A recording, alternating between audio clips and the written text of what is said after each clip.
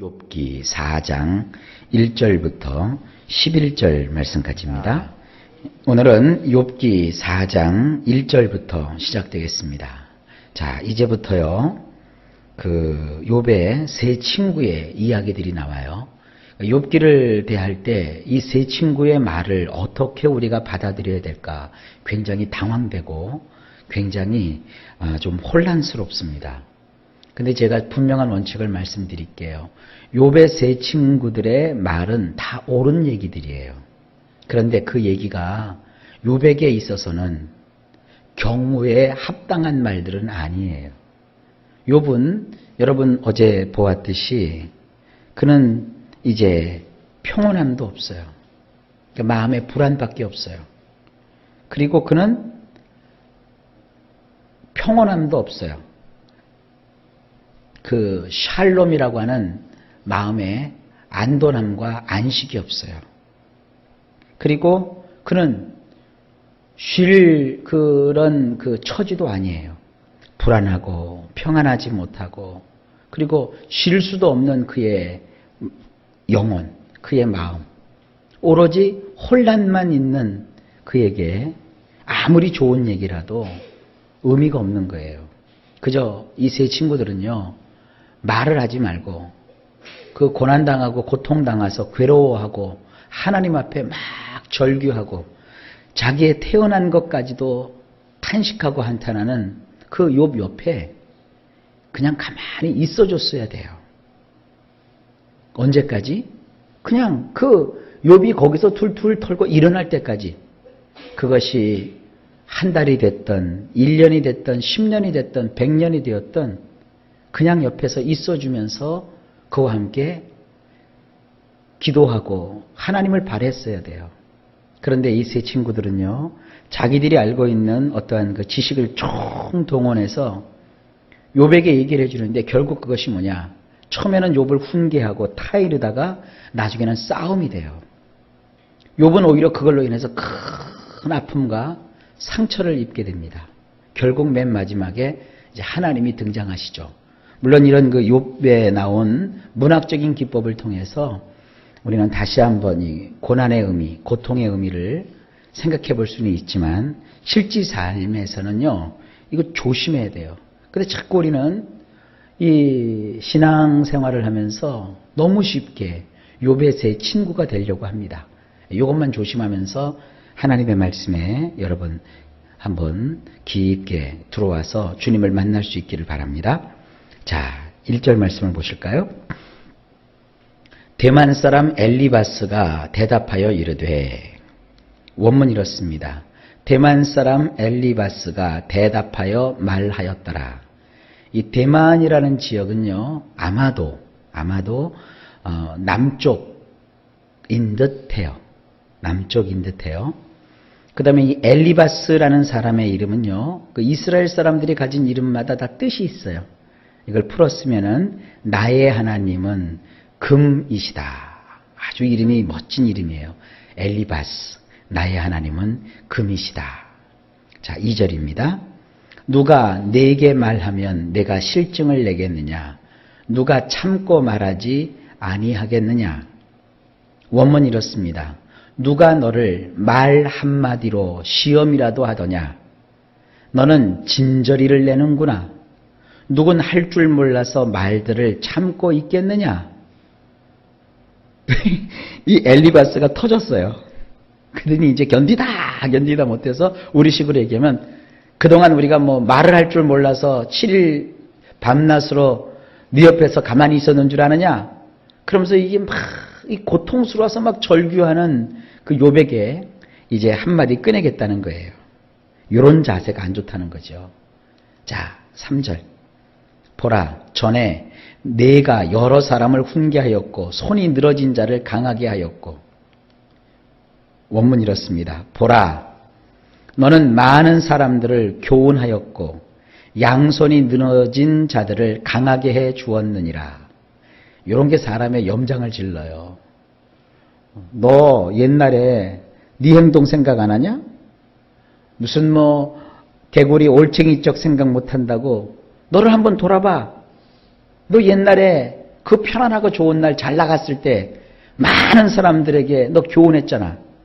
그리고 양손이 푹 늘어져가지고 힘 빠져 사는 사람한테 가서 힘내라고 그들을 강하게 해주었잖아. 이게 좋은 얘기가 아닙니다. 지금 막 다 깨지고 박살난 사람한테 가서 과거 얘기하면 어떡하겠다는 거예요.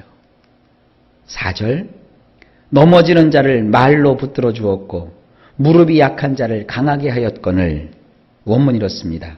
비틀거리는 자들을 너는 말로 일으켜 세워 주었고 두 무릎을 꿇은 자들을 강건하게 해 주었느니라. 이게 칭찬 같지만 비아냥하는 소리입니다. 이런 태도가 잘못됐다는 거예요. 5절 이제 이 일이 내게 이름에 내가 힘들어하고 이 일이 내게 닥침에 내가 놀라는구나. 원문이 이렇습니다. 이제 그것이 너에게 왔다고 해서 너는 진저리를 내며 그것이 너에게까지 닥쳤다고 해서 너는 혼란스러워하는구나. 자, 이제 본심이 드러났죠? 너 옛날에 대단했어. 너 어려움 당하고 힘들어하는 사람한테 가서 용기 내라, 힘내라, 일으켜 세워주면서 이랬는데 막상 네가 어려움을 겪어보니까 이제는 네가 나서서 진저리를 치고 말이지.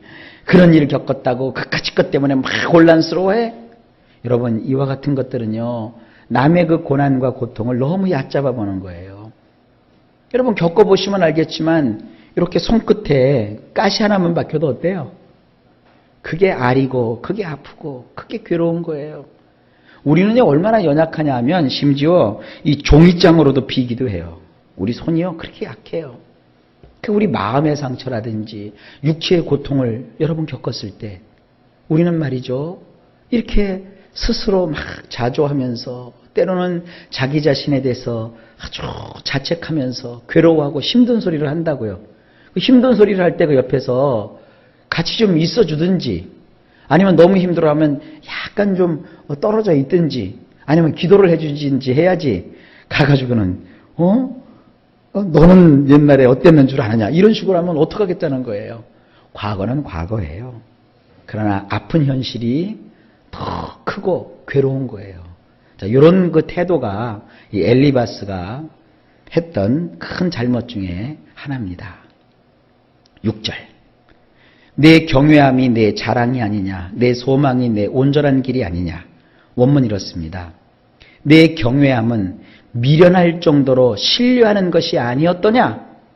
너의 소망은 네가 매사에 성실하게 행하는 것 아니었더냐.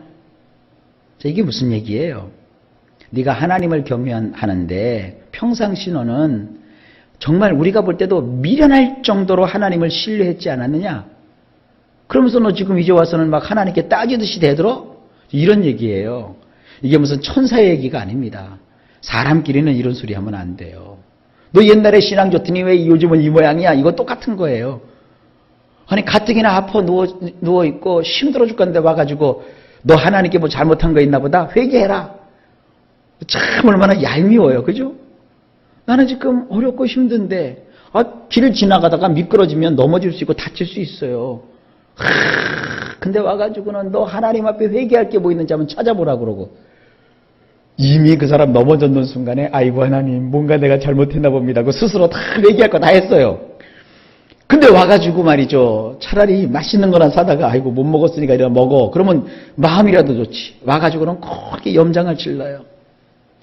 뭐 너 소망을 하나님께 두면서 살았다면서?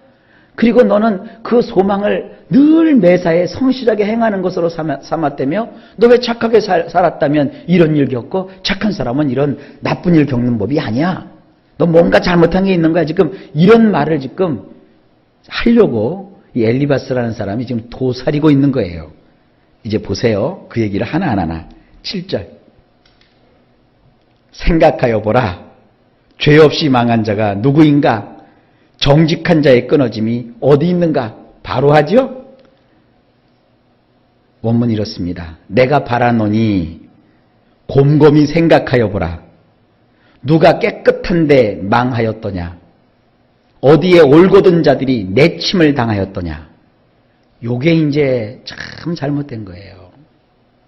아주 그 겸손한 듯 얘기예요. 내가 바라노니 곰곰이 생각하여 보라. 네가 깨끗하다면 이런 일 안 당했어. 내가 볼 때 깨끗하게 사는 사람 망하는 법 없어. 제가 볼 때는요, 깨끗하게 살아도요, 사기당할 거 다 당하고요, 또 실패할 거 다 경험하더라고요. 여러분, 깨끗해도 때로는 사람 잘못 만나면 망할 수 있고요, 기회를 잘못하면은요, 어려움 겪을 수 있어요. 아시겠습니까? 근데 이제 지금 말씀을 들을 때는 안 그럴 것 같은데, 실제로 생활 속에 딱 닥치면 여러분, 이 7절 생각 다 해요. 너 무슨 잘못을 해서 그래. 자기들끼리는 또 쉬쉬어 그래. 저기 말이지, 저 아무개, 저 지금 어려움 겪는데 분명히 뭔가 죄가 있을 거야.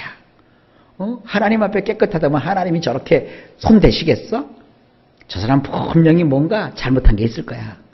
속으로 뭐가 감춰놓은 게 있을 거야. 그러니까 하나님께서 한 방 치셨지. 아니, 하나님이 맨날 때리시고 치시고 박살내시고 꿇어앉히시고. 여러분, 하나님 그렇게 생각하지 마세요. 요 7절은요, 속으로만 생각하고 자기 자신을 돌아볼 때 적용해야지, 다른 사람의 어려움과 불행 앞에서 이런 소리 하시면 안 됩니다. 8절. 내가 보건대 악을 밭갈고 독을 뿌리는 자는 그대로 거두나니. 좀 7절까지만 그냥 얘기하고 말지 또 8절이 나왔어요. 보세요. 이거 얼마나 심각한 얘기인가? 원문 이렇습니다. 내가 세심하게 살펴본 바에 의하면 악을 갈아 일구는 자들과 고통거리를 뿌리는 자들은 그대로 그것을 거두었더라. 이게 소통이 아니라 고통입니다. 고통거리를 뿌리는 자들은 그대로 그것을 거두었더라.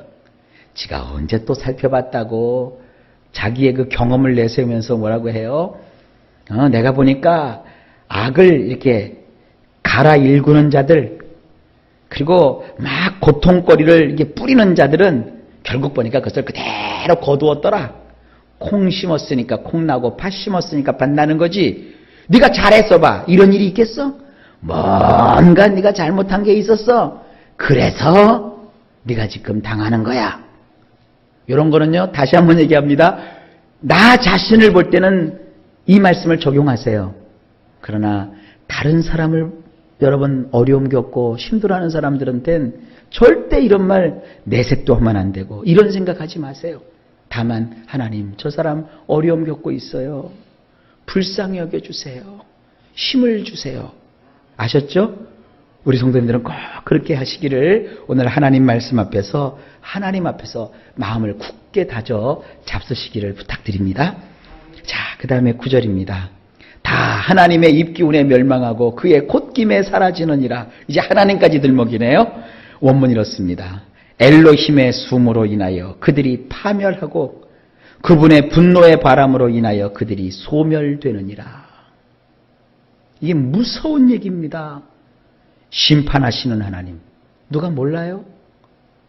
죄인을 벌하시고 악을 멸하시는 하나님, 우린 다 알고 있어요.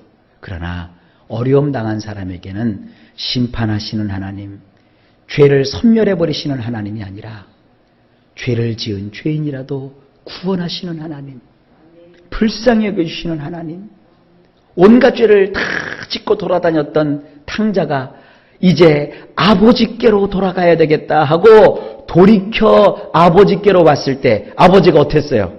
그 숨으로 그를 파멸시키고 그 분노의 바람으로 그를 다 짓이겨버리셨나요?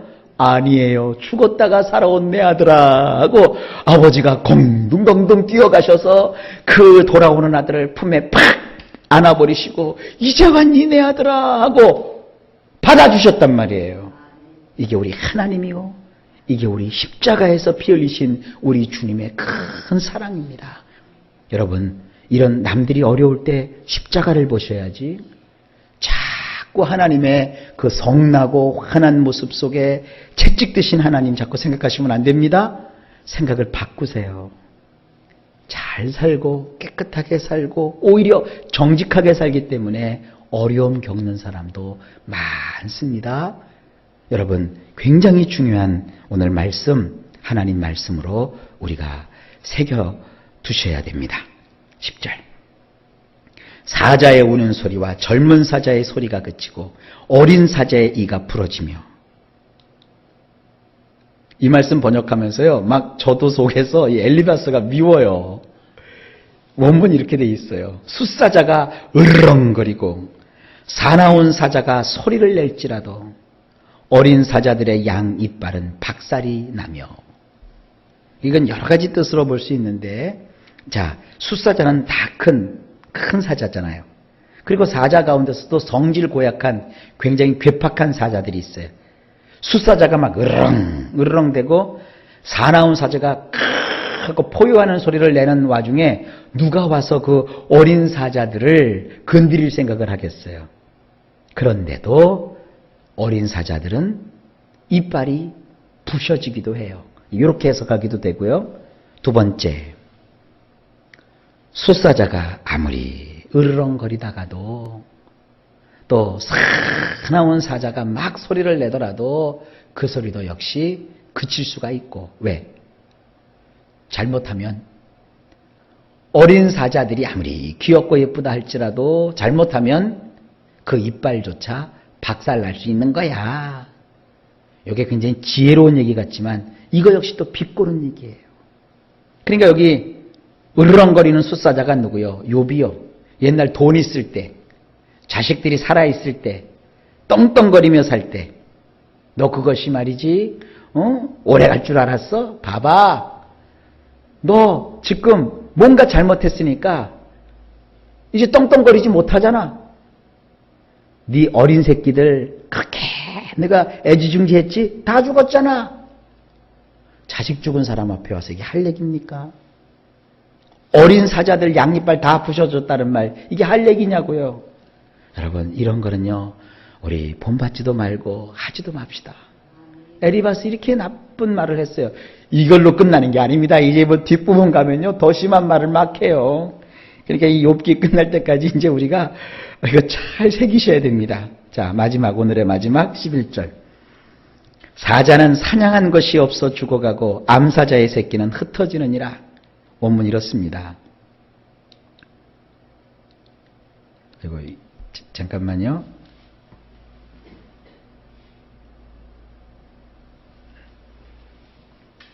네, 사자라도 먹이가 없어지면 망하고 암사자의 새끼들은 흩어질 뿐이니라. 이게 무슨 얘기예요? 자, 사자가 있는데 여기서 말하는 이 사자는 숫사자예요. 아무리 기세등등했던 숫사자도 뭐가 없어져요? 먹을 것이 없으면 결국 망해요. 그러니까 죽는다는 얘기예요. 또 암사자들도 역시 먹을 게 없으면 뭐예요? 그 새끼들을 다 흩어버릴 수밖에 없다는 거예요. 이게 무슨 얘기입니까? 너 이제 망했다. 끝났다.